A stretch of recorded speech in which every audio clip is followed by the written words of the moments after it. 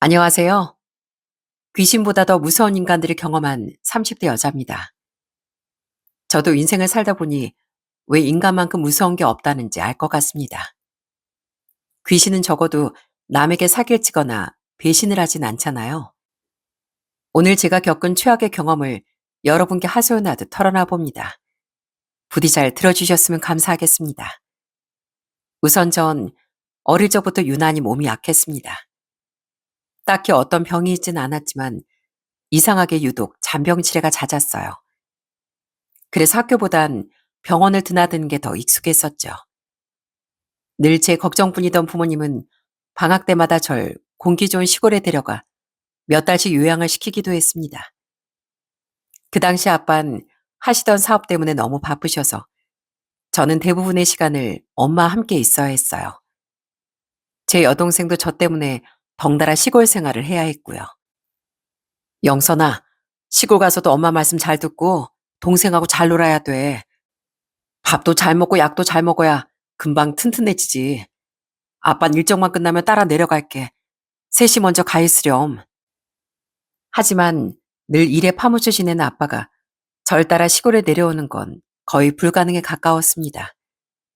저도 항상 어디론가 바쁘게 가는 아빠의 뒷모습이 더 익숙했고요. 그러던 어느 날이었습니다. 그날 오랜만에 학교에 갔는데 친구들이 운동장에서 신나게 뛰어놀고 있었더라고요. 그 모습을 창가에서 지켜보는데 너무 부럽다는 생각이 들면서 저도 같이 놀고 싶어졌습니다. 전 조금 고민을 하다 친구들이 있는 운동장으로 내려갔습니다. 발이 안 보이게 뛰어다니는 친구들을 따라 뛰기도 하고 정글짐에도 오르고 깍두기긴 했지만 얼음땡도 실컷 했죠. 하지만 그날따라 너무 무리란 건지 전 갑자기 앞이 캄캄해지면서 정신을 잃고 쓰러지고 말았어요. 그동안 자주 아프긴 했지만 그렇게 기절을 한 건 처음이었죠. 이영선아, 아빠 말 들려? 정신 좀 차려봐. 아빠야, 아빠. 병원에 옮겨지고 시간은 얼마나 흘렀을까요? 가물가물한 의식 속에서 아빠가 절 애타게 부르는 게 들렸습니다. 그때 든 생각이 아빠의 손이 너무 반가우면서도 늘 회사에 나가 있는 아빠가 제 옆에 있을 리가 없다는 거였어요. 하지만 제 손을 꼭 잡고 있는 크고 따뜻한 손은 분명 저희 아빠였답니다. 놀랍게도 그때 아빤 두 눈이 빨개지도록 울고 계셨어요. 전 아무것도 바라지 않으니 제발 우리 딸만큼 아프지 않게 해주세요. 제가 가진 돈을 다 가져가도 좋고 이 못난 애비 목숨을 대신 가져가셔도 원망하지 않겠습니다. 그러니 우리 영선이 좀 건강하게 해주세요. 아빤 제 손을 꼭 잡고 간절히 기도하고 계셨습니다. 그 이후 전 무사히 퇴원할 수 있었지만 저희 가족에겐 많은 변화가 있었죠. 우선 아빠가 그동안 하시던 사업을 잠시 접고 가족들과 함께 아예 시골로 내려가게 된 겁니다. 아무래도 계속 도시에 있는 것보단 공기 좋고 물 좋은 시골에서 체력부터 끌어올리는 게 좋을 것 같다. 아빠한테는 이제 아무것도 필요 없어. 그저 우리 가족들만 건강하면 그걸로 됐다. 그때 아빠의 표정은 제가 이제까지 알던 모습이 아니었어요. 예전에 바쁘고 늘 짜증스럽던 아빠는 어디 가고 한없이 다정하고 자식들 걱정뿐인 아빠가 제 앞에 서 계셨습니다. 그렇게 시골에 내려와 건강을 회복하는 데만 매달리니 제가 느끼기에도 몸이 많이 좋아진 것 같았죠. 저와 동생은 집에서 멀지 않은 작은 분교에 다니게 됐는데 그 학교는 학생 수도 적고 선생님들도 모두에게 친근하게 대해주셨어요. 조금 느린 학생도 저처럼 아픈 학생도 모두 속대 구애받지 않고 학교 생활을 할 수 있었죠. 하나 더 좋았던 건 학생 수가 워낙 적다 보니 제가 늘 전교 1등을 도맡아야 했다는 겁니다. 우리 영선인 하나를 알려주면 열을 하는구나. 이러다 우리 학교에서 최초로 서울대 가는 학생이 나오는 거 아닌지 모르겠다. 그래도 영선이 부모님께서 늘 걱정이 많으시니 쉬엄쉬엄 해. 저희 담임 선생님은 늘 제 머리를 쓰다듬으며 칭찬을 아끼지 않으셨습니다. 부모님의 사랑과 자연의 넉넉함 속에서 건강하게 자란 덕분에 전 큰 경쟁 없이 매년 최상위권 성적을 유지할 수 있었고 시간이 흘러 운 좋게도 서울에는 좋은 대학에 합격할 수 있었죠. 우리 영선이 없고 병원을 뛰어다니던 게 엊그젠데 언제 이렇게 커서 대학에도 턱하니 합격하고 이렇게 어여쁜 숙녀가 됐을까? 무사히 자라줘서 고맙다 우리 딸. 합격 소식을 들으신 아빤 만감이 교차하는 표정으로 절 다정히 안아주시더라고요. 그 이후 전 서울로 대학을 다니게 됐고 가족들도 자연스럽게 다시 도시로 올라오게 됐어요. 서울로 복귀하신 아빤 다시 예전의 사업을 시작하셨답니다. 어릴 때야 늘 저희와 잘 놀아주신 아빠가 좋았지만 저도 성인이 되니 아빠가 아빠 본인의 삶을 즐겁게 꾸려가시는 게 정말 좋아 보였어요. 가족을 위해 잠시 멈췄던 아빠가 다시 아빠의 자리로 돌아가신 게 즐거워 보였고요. 저 역시 그런 아빠를 보며 저만의 미래를 꾸려나가기 시작했습니다. 어릴 때 워낙 아프고 힘들었던 기억이 남아있어서인지 전 늘 힘없고 약한 사람들을 보면 그냥 지나칠 수가 없더라고요. 그래서 전 약자들의 목소리를 대변할 수 있는 변호사가 되기로 결심했습니다.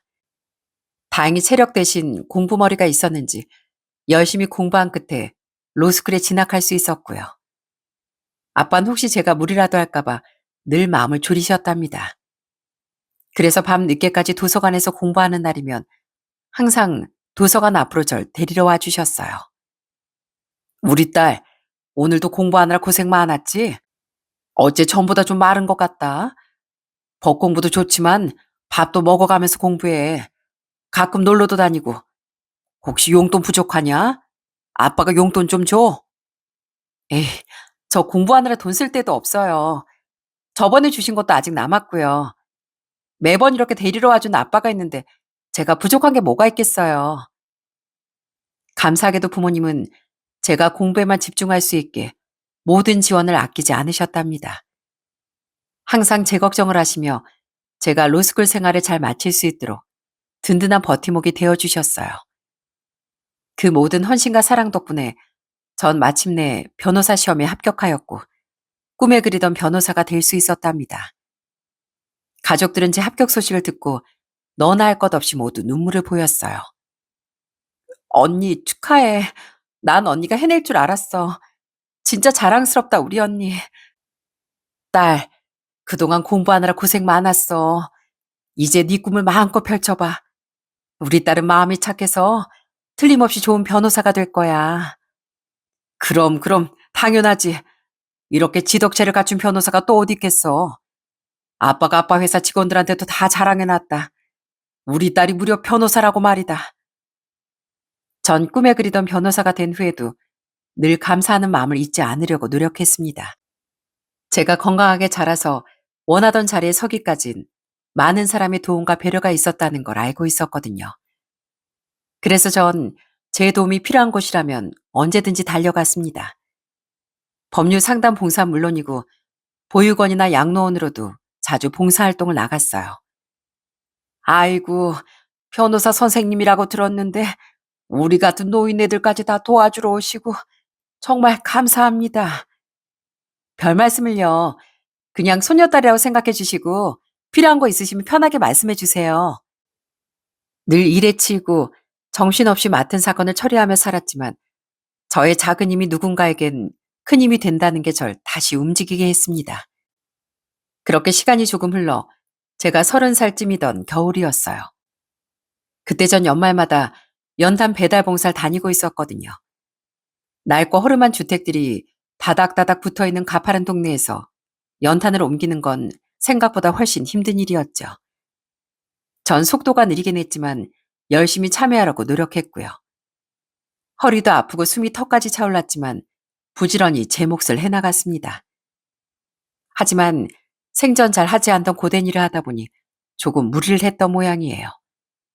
봉사가 끝나갈 무렵이 되자 온몸에 힘이 쭉 빠지고 다리가 휘청일 정도였으니까요. 괜찮으세요? 많이 힘들어하시는 것 같은데 무리하지 마세요. 저 주시면 제가 마저 나를게요. 그때였습니다. 제가 휘청휘청하며 힘들어하자 어떤 남자 봉사자가 제게 조심스럽게 묻더라고요. 그 남잔 제 손에 들려있던 연탄을 가져가더니 바로 생수 한 병을 가져다 주었어요. 일단 물부터 좀 드세요. 이제 거의 다 끝나가니까 앉아서 좀 쉬고 계셔도 괜찮을 것 같습니다. 그 사람과 다시 얘기를 나눌 수 있었던 건 봉사가 끝난 후 모두 뜨끈한 국밥 한 그릇씩을 나눠 먹는 자리였습니다. 오늘 정말 감사했습니다. 저 때문에 더 힘드셨던 건 아니지 걱정이네요. 그래도 아까 도와주셔서 무사히 마무리할 수 있었어요. 다행히 아까보다 얼굴이 많이 좋아 보이시네요. 아깐 안색이 엄청 안 좋으셨거든요. 연탄 봉사가 생각보다 쉽지 않죠. 그러면서 저흰 자연스럽게 이런저런 얘기를 나누게 됐습니다. 그 남잔 벤처 사업을 하는 사람이었는데 추진력 있고 리더십 있는 모습이 사업과 딱 맞아 보였어요. 사업도 바쁘실 텐데 이런 봉사까지 다니세요? 얘기 들어보니까 자주 봉사활동을 다니시는 것 같은데 대단하세요. 과찬이세요.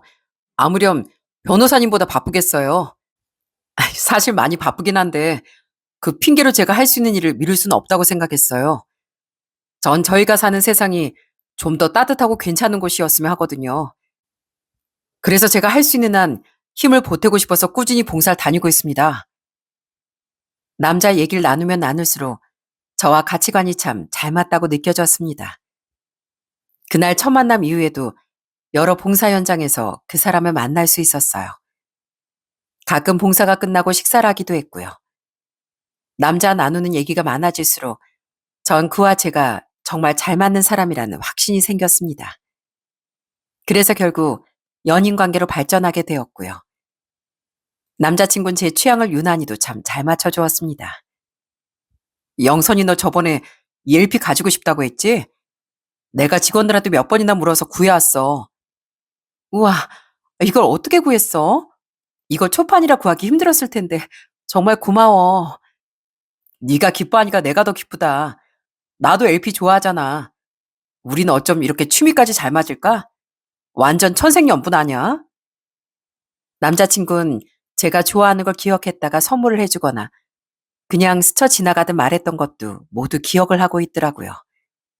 오죽 잘 맞았으면 제 동생이 일부러 맞는 척하는 거 아니냐며 의심할 정도였다니까요. 언니가 그렇게 좋아하니까 별말 안 하고 있었는데 그 남자 언니한테 잘 보이려고 일부러 막 그러는 거 아니야? 어떻게 언니가 말하는 것마다 다 자기랑 똑같다고 할 수가 있어? 에이, 아무리 그래도 억지로 막 연기하는 거면 티가 나지 않을까? 애초에 봉사로 나갔다가 만난 것 자체가 서로 성향이 비슷하다는 거잖아. 저는 여동생이 의심하는 것도 그럴만하다고 생각했습니다. 하지만 남자친구는 그런 제 의심을 언제나 단박에 해결해 주었어요.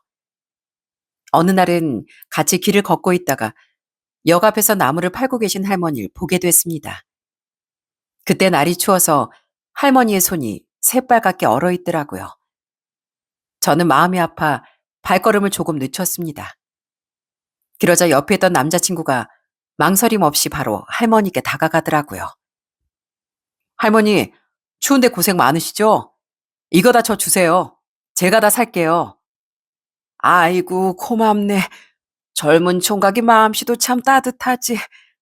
이거 내가 직접 캔 거야. 가져다 어머니 드리면 좋아할 거야.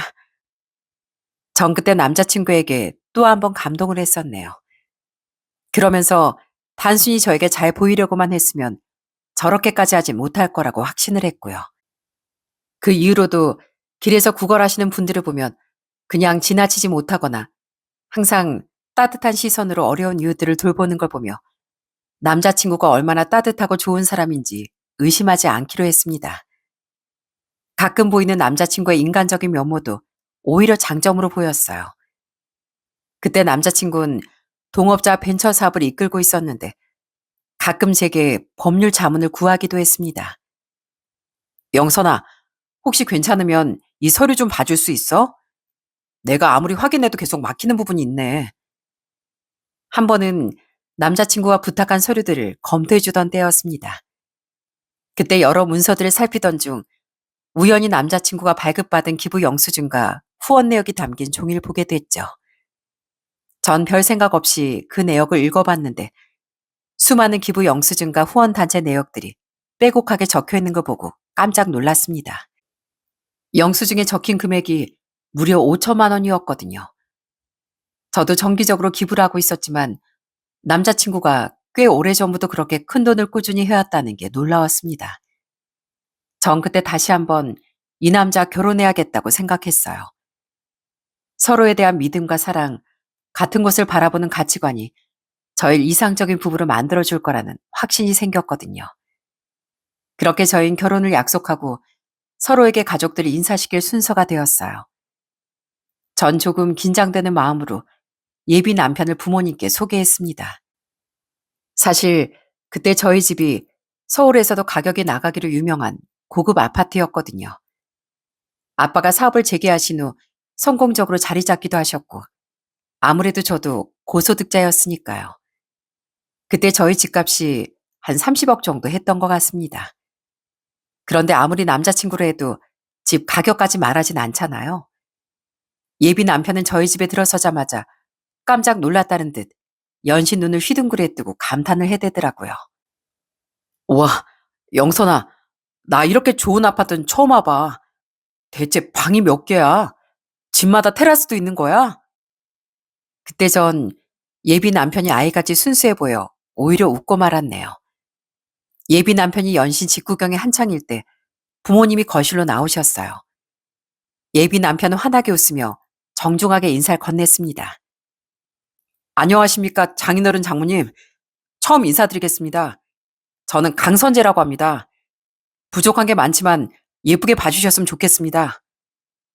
우리 예비 사이가 아주 씩씩하고 예의가 바르구만. 내 집이라고 생각하고 편히 있겠나. 사실 우리 영선이가 처음부터 자네 자랑을 어찌나 하던지 내가 아주 질투가 다 날 지경이었거든. 근데 이렇게 실제로 보니 과연 자랑할 만하네. 다행히 부모님도 저희 예비 남편을 무척 흡족해 하시는 것 같았어요. 그 이후로도 예비 남편은 저희 부모님께 잘 보이려고 무진장 노력했어요. 언제 한 번은 저도 깜짝 놀랄 만큼 저희 아빠가 운영하시는 사업을 빠삭하게 조사해 온 거 있죠? 아빠가 회사 설립하신 시기부터 현재 주력하시는 사업 분야, 심지어 시장에서의 위치와 미래 전망까지 저도 미처 알지 못했던 디테일한 부분들까지 아주 속속들이 꿰뚫고 있더군요. 내가 장인어른에 대해 알면 알수록 정말 대단하신 분 같아. 이렇게 어려운 시기에도 사업 성장률이 어마어마하시던데 나중에 그 비법이 뭔지 좀 배워야 되겠어. 예비 남편은 심지어 아빠가 과거 인터뷰를 했던 신문 기사들까지 다 스크랩을 하고 있었어요. 전 놀라움을 넘어 약간 당황스러운 마음도 있었죠.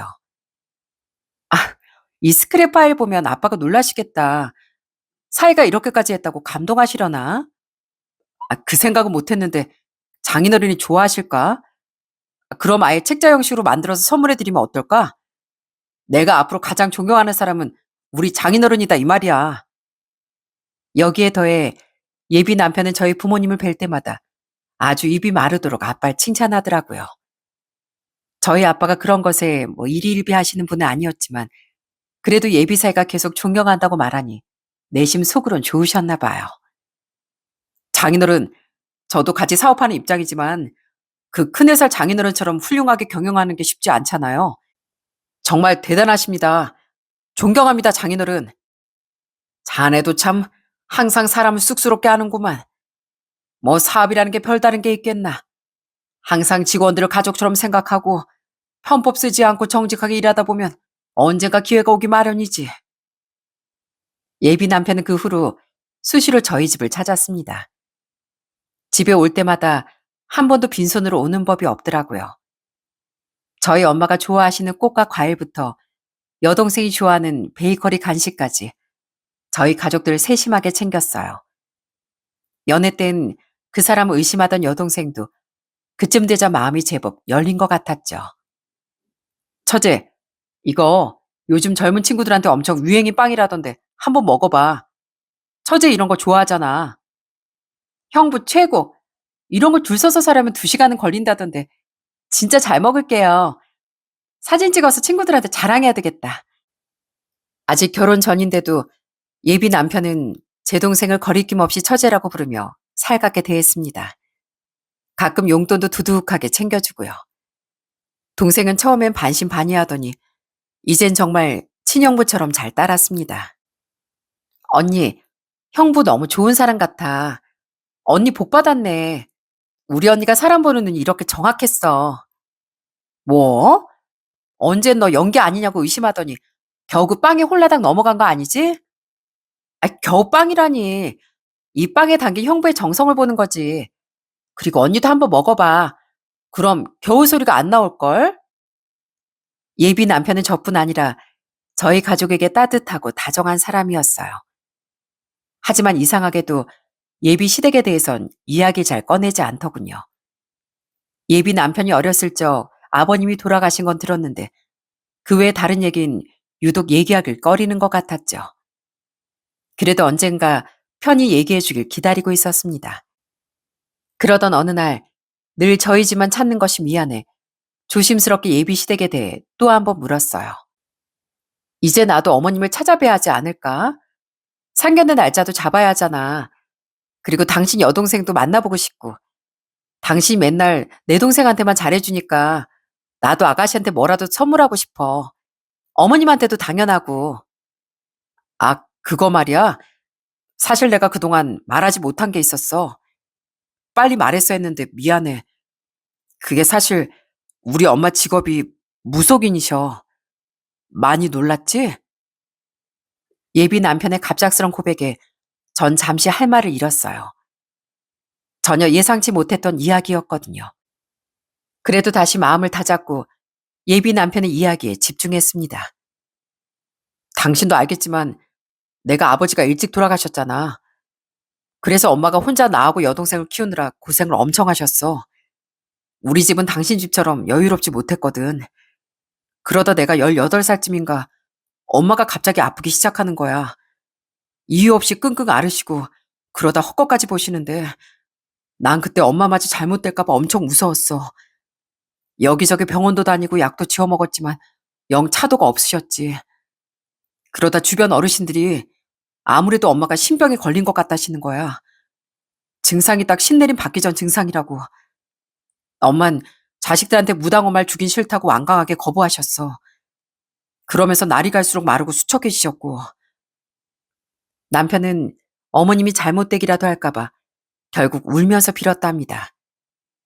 차라리 무당이 되어서 건강해지시면 좋겠다고요. 결국 어머님은 남편이 고3이던 무렵 신내림을 받으셨답니다. 신내림을 받고 나니 어머님 몸이 거짓말처럼 회복되셨대요. 그래서 차라리 다행이란 생각마저 들었다고 합니다. 내가 우리 엄마의 직업을 먼저 말하지 않았던 건 혹시나 당신이 떠나갈까봐 무서워서 그랬어. 처음부터 속일 생각은 없었어. 미안해. 혹시 괜찮다면 우리 엄마를 이해해 줄 수 있겠어? 어머님 직업이 그보다 더한 거라도 난 받아들일 거야. 직업의 귀천이 어딨어. 나 어서 어머니 만나 뵙고 싶어. 우리 빨리 인사드리자. 전 조금 놀라긴 했지만 예비 남편을 이토록 훌륭하게 키워주신 어머님이라면 틀림없이 좋은 분일 거라고 생각했습니다. 이해해줘서 정말 고마워. 사실 내 동생은 아직도 엄마 직업을 무시하고 받아들이지 못하고 있거든. 아무래도 충격이 컸었나 봐. 혹시나 내 동생 만났을 때 너무 예의 없거나 무례하더라도 용서해줘. 내가 따끔하게 혼낼 테니까. 그렇게 예비 남편의 가족 이야기를 듣고 얼마 후 예비 시모와 정식으로 인사를 나누게 됐습니다. 예비 시모는 아무래도 첫 만남에 신당 있는 집으로 부르면 놀랄 수도 있으니 밖에서 만나자고 하셨어요. 그래서 저희는 예비 시댁 근처 카페에서 처음 인사를 드렸습니다. 어머님 안녕하세요. 저 오빠 결혼을 전제로 만나고 있는 최영선이라고 해요. 앞으로 잘 부탁드립니다. 카페에 들어서자마자 전 예비 시모의 강한 인상에 기가 팍 죽고 말았습니다. 날카로운 눈매는 물론이고 진한 화장과 사람을 꿰뚫어보는 눈이 정말 카리스마 있더라고요. 하지만 제가 정중하게 인사를 드리자 이내 활짝 웃으시는데 그 미소가 너무 인자하고 따뜻했습니다. 만나서 반가워요. 내가 말 편하게 해도 되지? 우리 아들이 언제 소개시켜줄까 기다리고 있었는데 드디어 이렇게 얼굴을 보네. 예비 시몬 말씀하시는 내내 저에게 다정하게 대해주시고 작은 농담에도 크게 웃어주셨습니다. 그래서 강렬한 첫인상과는 달리 너무나 다정다감한 분이라 생각했어요. 그렇게 예비 시모와 자연스럽게 이런저런 이야기를 나누다 보니 시간 가는 줄도 몰랐다니까요. 그런데 정말 놀랐던 게 하나 있어요. 한참 이야기를 나누던 중 예비 시모가 갑자기 가방에서 접이식 우산 하나를 꺼내시더라고요. 아가, 이거 가져가. 이따가 저녁 때 비가 올 것 같은데 너 우산 안 가져왔지?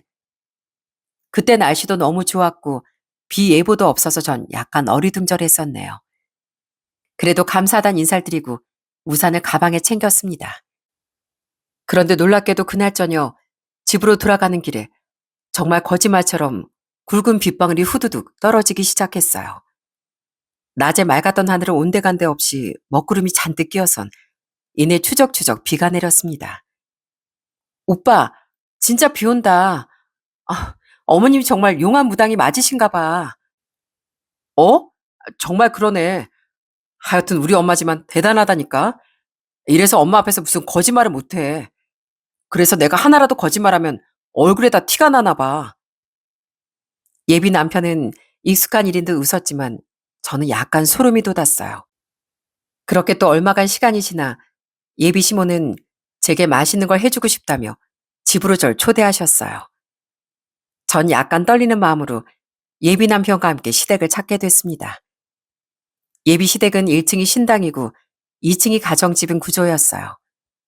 그런데 막상 실제로 신당에 갈 생각에 솔직히 좀 무섭기도 하고 낯설게 느껴지더군요. 지금까지 제가 살아온 환경과는 너무도 다르다는 생각에 자꾸 긴장이 되더라고요.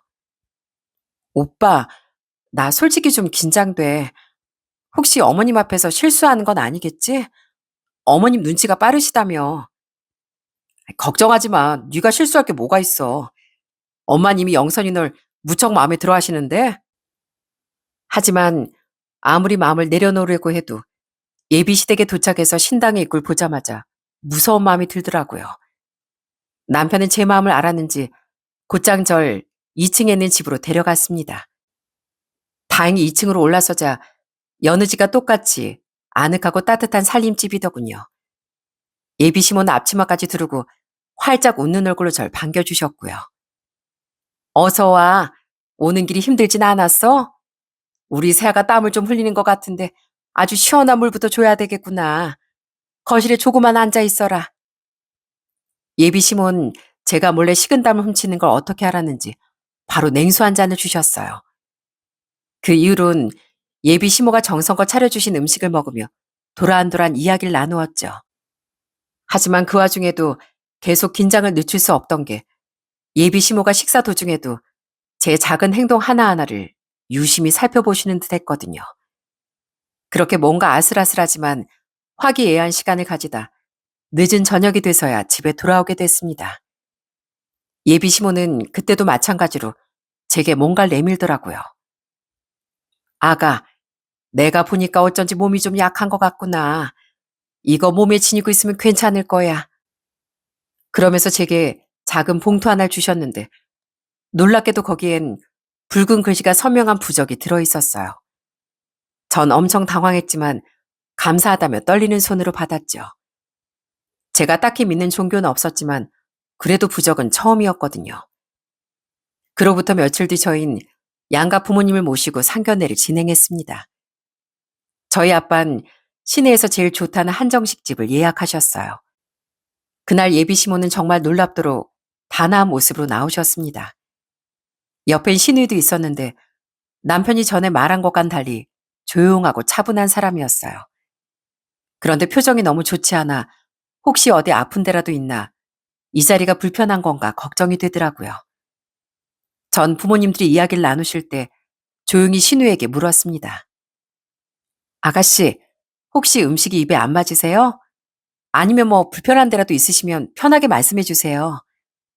아, 아니에요. 음식도 맛있고 사돈 어르신도 잘 챙겨주셔서 괜찮아요. 신경 써줘서 고마워요.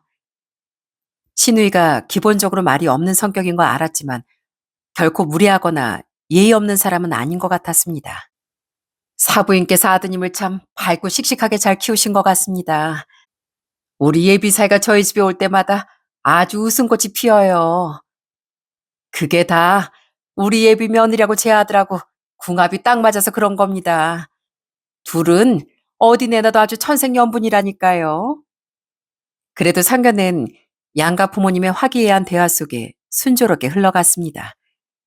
서로 덕담을 주고받으며 즐거운 분위기 속에서 식사가 마무리되었죠. 남편도 저도 참 다행이라고 생각했습니다. 그런데 그날 저녁 집으로 돌아와 쉬고 있는데 모르는 번호로 전화가 걸려왔어요. 누군가 싶어서 받아봤더니 다름 아닌 예비 신우이였더군요. 이 시간에 전화드려서 죄송해요. 제가 꼭 드리고 싶은 말이 있어서요. 실례인 건 아는데 혹시 내일 시간 있으세요? 가능하면 좀 빨리 만나고 싶은데. 아까 전까지 말이 없던 신우인 다급하게 제게 할 얘기가 있다고 했습니다. 전 조금 당황스러웠지만 신우의 진지한 목소리에 다음날 만남을 약속했죠. 그리고 바로 다음날 약속 장소로 나가보니 신우인 상견례 때보다 훨씬 더 어둡고 착잡한 표정을 하고 앉아있더군요. 그리고 제가 자리에 앉자마자 굉장히 뜬금없는 질문을 하기 시작했어요. 새언니, 정말 우리 오빠랑 결혼해야겠어요? 저의 가슴은 순간 철렁 내려앉았습니다. 신우인이 이어 더 충격적인 말을 쏟아냈어요. 저 이러는 거 진짜 목숨 걸고 하는 거예요. 엄마 알면 저 진짜 큰일 나요. 근데 이젠 정말 지긋지긋해서 저도 가만히 있을 수가 없네요. 새언니, 제가 단도직입적으로 말씀드릴게요. 이 결혼 하지 마세요. 신우인 충격적인 말을 하면서도 계속 주위를 살피더라고요. 지금 대체 무슨 말을 하는 거예요? 왜 이 결혼을 하면 안 되는데요? 자세히는 저도 말 못해요. 엄마 눈치가 귀신이라 혹시 제가 이런 말 한 게 걸리면 큰일 나거든요. 그냥 제발 이 결혼 하지 마세요. 신우인 진심으로 무서워하는 듯 보였습니다. 그러다 곧 저에게 잊지 못할 말을 남기고 자리에서 일어서더군요. 제발 그 사람들 위해서 결혼하지 말고 본인을 위해서만 생각하고 선택하세요. 남 생각만 하다간 정작 스스로가 다쳐요. 예비 신우인 그 말의 끝으로 서둘러 자리를 떠났습니다. 전 대체 저 말을 어떻게 해석해야 할지 너무나 혼란스러웠어요. 그러면서 동시에 예비 남편에 대한 믿음이 조금씩 금이 가고 있었습니다.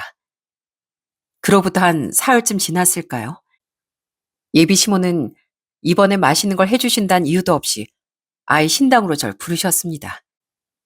제게 점사를 봐주신다며 아예 1층 신당으로 오라고 하시더군요. 저는 슬쩍 걱정되는 마음을 예비 남편에게 내비쳤습니다.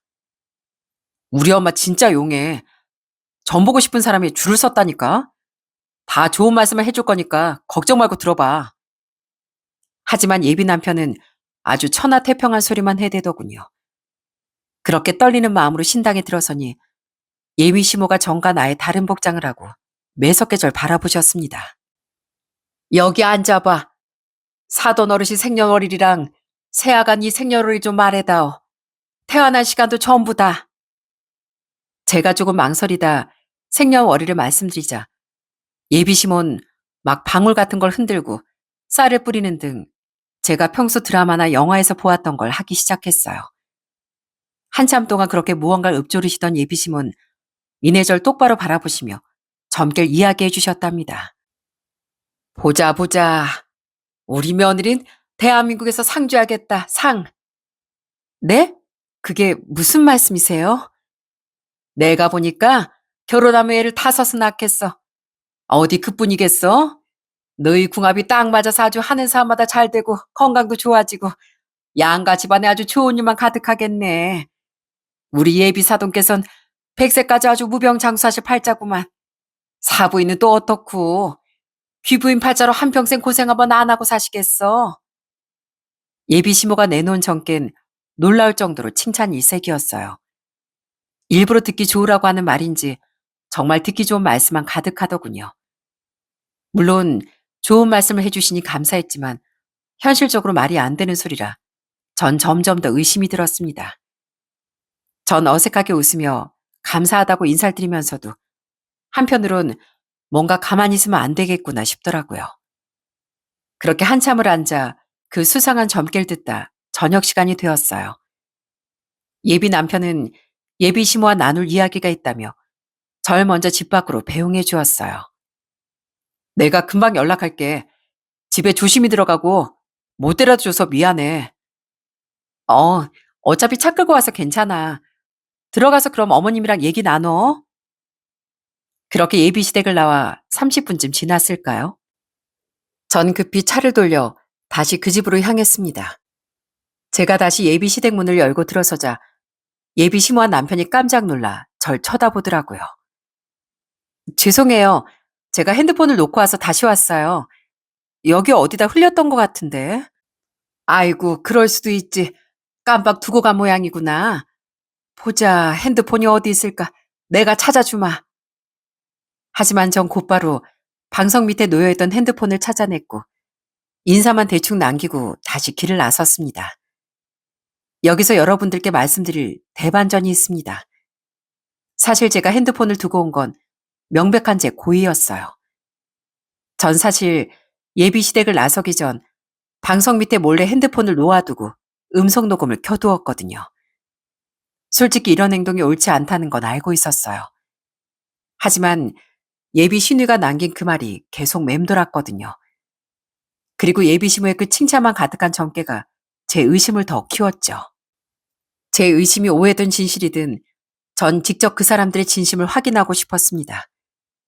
진실을 밝혀내지 않으면 제가 이 결혼을 두고두고 후회하게 될지도 모른다는 생각에 도저히 그냥 넘어갈 수 없더라고요. 그렇게 떨리는 마음으로 집에 들어온 전 조심스럽게 음성 녹음 파일을 확인했습니다. 그리고 전 정신이 아찔해질 정도로 큰 충격을 받고 말았네요. 저도 변호사인지라 사람에 대한 촉이 있었는데 하지만 정말 이런 인간들일 줄은 상상도 못했습니다. 파일엔 처음엔 희미한 말소리와 인기척만 들렸어요. 그리고 잠시 후 제 귀를 의심할 수밖에 없는 대화가 선명하게 들려왔어요. 아들, 이번 여자는 얼마나 뽑아먹을 수 있을 것 같니? 그건 예비 시모의 목소리였습니다. 전 순간 심장이 쿵 내려앉는 것 같았죠. 쟤네 집 좀 잘 산다며? 집도 30억짜리 아파트에 산다며? 쟤네 아빠가 사업을 크게 하시는 걸 보니까 보통 부자가 아닌가 보구나. 아, 더군다나 제 직업도 변호사 아니냐. 녹음 속의 두 인간은 저희 집안 재산과 아빠가 쌓아 올린 것들을 오직 뜯어먹을 먹잇감으로만 생각하고 있더군요. 그들의 대화는 거기서 멈추지 않았어요. 엄마, 이번엔 진짜 장난 아닐 것 같아요. 직업이 변호사면 제 수입만 해도 얼마겠어요? 엄마가 보시기에도 확실해 보이죠? 내가 딱 보니까 적어도 3년 안에 10억은 뜯어먹겠다 얘. 점괘 보니까 둘이 결혼만 하면 그 뒤론 일사천리겠어. 아, 어떻게 저런 아이를 골라왔니? 엄마 진짜죠? 저번에도 엄마가 괜찮다고 한 여자가 알고 보니 땡전 한 푼도 없어서 괜히 헛돈만 썼잖아요. 그때 내가 그 여자 떼내려고 얼마나 고생한 줄 알아요? 내 앤들 뭐 그런 줄 알았겠니? 진짜 얼굴만 곱상하게 생겨선 아이 어떻게 그런 빈털터리가 다 있나 했지 뭐. 생긴 것만 보고 나도 깜빡 속았어. 그런데 이번엔 진짜야. 무엇보다 벌써 3천이나 뜯지 않았어? 그전까지 제가 알던 모습은 어디 가고 두 모잔 절 조롱하고 비웃으며 연신 깔깔거렸습니다. 그 뒤로도 절 어떻게 등쳐먹을까 고민하는 내용만 가득하더군요. 그제야 신우이가 했던 말이 이해가 되며 눈물이 쏟아졌습니다. 제가 진심으로 믿고 사랑했던 그 사람은 알고 보니 제 돈만 노리고 있었고 이때까지 보였던 좋은 모습도 다 계획된 연기였다는 걸 깨달았어요. 녹음 파일이 끝난 뒤로도 전 한참이나 오열했습니다. 배신감과 모멸감 그리고 한심한 제 자신이 너무나 싫었거든요. 전 잠시 고민하다 떨리는 손으로 녹음된 파일을 그놈에게 바로 전송했습니다. 대체 그 입에서 뭐라고 변명하는지 궁금해지더군요. 그렇게 제가 파일을 보내고 한 1시간쯤 지났을까요? 그놈에게서 다급하게 전화가 걸려왔더군요. 영선아, 이 파일 뭐야? 대체 이게 왜 너한테... 뭐긴 뭐겠어. 너희 두 인간이 실체겠지. 너희 모자 진짜 대단하다.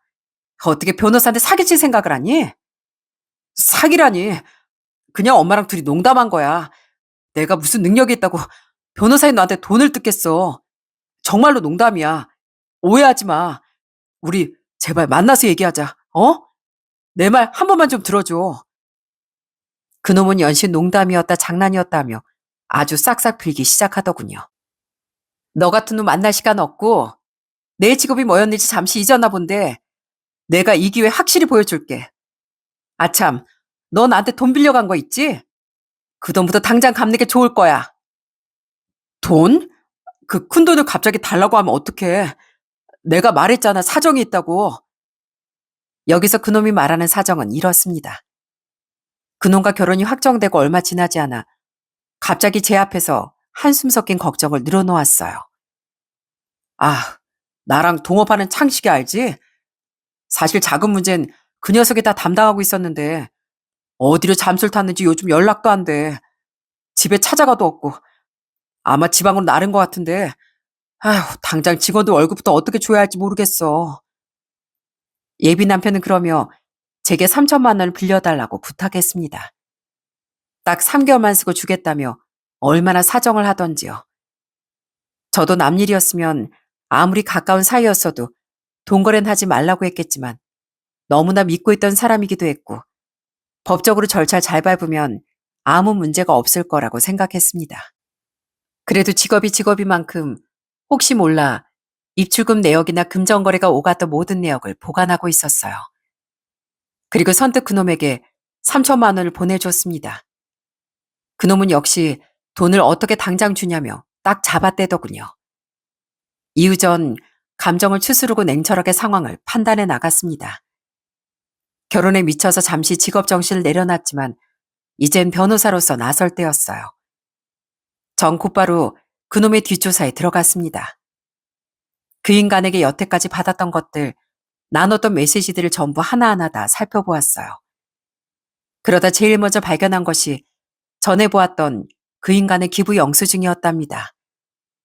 그땐 대체 왜 몰랐을까 싶게 다시 살펴보니 전부 조작된 가짜더군요. 아마 봉사활동에 다녔던 것도 착한 여자 중 하나를 꼬시려고 일부러 나간 것 같더라고요. 불행하게도 그 먹잇감이 제가 된 거였고요. 게다가 사업이 어려워졌던 것도 거짓이었습니다. 예비 남편이 도망갔다고 말한 그 동업자가 아주 멀쩡하게 예비 남편 사무실 근처를 돌아다니고 있었거든요. 이때까지 모든 것이 절 속이기 위한 치밀한 각본이었나 봐요. 전 치밀하게 모든 증거를 모아 법적 절차를 밟았습니다. 그리고 예비 남편을 혼인빙자 사기 및 사기죄로 고소를 했고요. 소송 과정에서 알게 된 또 다른 충격은 알고 보니 예비 남편과 시모 모두 이미 사기 전과가 있더라고요. 예비 시모는 무당이란 직업을 이용해 순진하고 절박한 사람들 등쳐먹었고 예비 남편도 과거의 사기죄로 이미 징역 1년 6개월에 집행유예 3년의 선고를 받은 상태였더군요. 결혼도 한 번 했었고요. 다시 말해 아주 상습 사기꾼 가족이었던 겁니다. 이 모든 것이 밝혀지고 소송이 진행되자 그 두 인간은 매일같이 제게 연락을 해왔습니다. 영선아, 제발 나 좀 살려줘. 내가 진짜 잘못했어. 나 너 사랑한 거 진심이야. 근데 내가 지금 집행유예 기간이라 또 걸리면 진짜 콩밥 먹어야 한다고. 그러니까 사람 하나 살린다 치고 한 번만 용서해 줄 수 없겠어? 너도 나 사랑했잖아. 너 날 아주 우습게 봤지? 나 되게 꼼꼼한 사람이거든? 이번에 쉽게 풀려나서 사회 나오기 쉽지 않을 거다. 잘난 네 엄마하고 너하고 둘 다. 그놈은 제게 빌고 또 빌었습니다. 하지만 전 더는 속고 있을 바보가 아니었죠. 한때 사랑했던 남자지만 이젠 응징해야 할 범죄자로만 보였습니다. 어느 날은 또 예비 시모가 찾아와 빌길래 이러면 접근금지 신청을 내리고 고소장에 스토킹으로 추가하겠다고 겁을 주니 아주 주랭랑을 치더라고요. 차라리 우리 아들 죄를 내가 다 짊어지고 가마. 그러니 우리 아들은 용서해주면 안 되겠니? 그건 좀 곤란하겠는데요. 제가 그래도 법을 준수하는 변호사인데 어떻게 그러겠어요? 저 변호사라고 좋아하셨으면서. 그리고 앞으로 이렇게 제 앞에 자꾸 불쑥 찾아오시면 이것까지 싹 다 모아서 콩밥 좀 더 오래 먹게 해드릴게요. 그 이후 법원은 예비 남편에게 실형 판정을 내렸습니다. 징역 1년 6개월의 판정이었죠. 시모도 비슷한 형을 받았고요. 그 두 인간은 자신의 죄에 대한 대가를 치르기 위해 지금은 교도소에 가 있습니다. 한때 제가 사랑했던 사람은 형체도 없이 사라져버렸고요. 전 예비 남편이 빌려갔던 그 돈은 얼마 뒤 제 통장으로 고스란히 입금됐습니다. 그 역할은 신우의 몫이더군요. 예비 시모한 남편이 교도소에 가고 전 마지막으로 예비 신우가 될 뻔한 여자를 만났습니다. 결국 이렇게 됐네요. 제가 보내드린 돈을 받으셨죠? 그게 제가 그 집의 딸로서 동생으로서 마지막 역할이에요. 저 그동안 모은 돈도 엄마한테 진작에 다 뺏겼거든요. 이젠 이걸 마지막으로 저도 떠나려고요. 더는 둘이 사고치고 다니는 거 뒷감당 못하겠어요. 제가 할 말은 아니지만 그동안 고생 많았어요. 아가씨는 아무 잘못 없어요. 부디 앞으로는 행복하길 바랄게요. 지금은 그 사건이 다 끝나고 8개월이 흘렀습니다. 모든 것이 끝이 났을 때 저희 가족은 정말 큰일 날 뻔했다며 가슴을 쓸어내렸어요. 저도 사연투브 애청자인데 변호사인 저도 이렇게 사기를 당하는데 일반인들은 오죽하겠나 싶더라고요. 사건 이후 저희 아빠는 잔뜩 지친 절 끌어안고 묵묵히 위로만 해주셨어요. 그래도 우리 딸이 똑똑해서 다행이야. 이렇게 현명하게 자기 자신을 지킬 줄 아는 우리 딸이 자랑스럽다. 지금에서야 이렇게 속 시원하게 말하지만 그땐 정말 눈물만 흘리고 있었네요. 이 일은 단순히 돈만 뺏길 뻔한 사건을 넘어 저와 저희 가족의 일생을 파괴할 뻔한 끔찍한 일이었거든요. 비록 그때의 아픔이 아직 제 안에 깊은 상처로 남았지만 동시에 절 더욱 강하게 만드는 계기가 됐습니다. 전 제가 겪었던 경험을 발판 삼아 변호사로서 저처럼 상처받는 사람들이 없도록 열심히 일에만 전념하고 있어요. 어쩌면 제 이야기가 한심하게 들릴 수도 있겠지만 그래도 이런 일도 있을 수 있다. 직업을 떠나 누구나 이런 사기의 표적이 될 수 있다는 걸 꼭 알아주셨으면 좋겠습니다. 전 이 사회가 여전히 따뜻하고 정이 넘치는 곳이라고 믿습니다. 하지만 동시에 주변엔 누군가의 순수한 마음을 이용하려는 나쁜 사람들도 존재한다는 걸 알고 있어요. 그래서 전 구독자분들께도 당부드리고 싶습니다. 중요한 결정 앞에서 늘 신중하게 고민하시고 혹시라도 마음 한구석에 작은 의문이나 불안감이 생긴다면 결코 그냥 넘어가지 마세요. 그건 아마도 스스로를 지키기 위한 중요한 신호일 겁니다. 지금까지 제 이야기를 들어주셔서 다시 한번 진심으로 감사드립니다. 여러분 모두 언제나 건강하고 행복하시길 기원하겠습니다.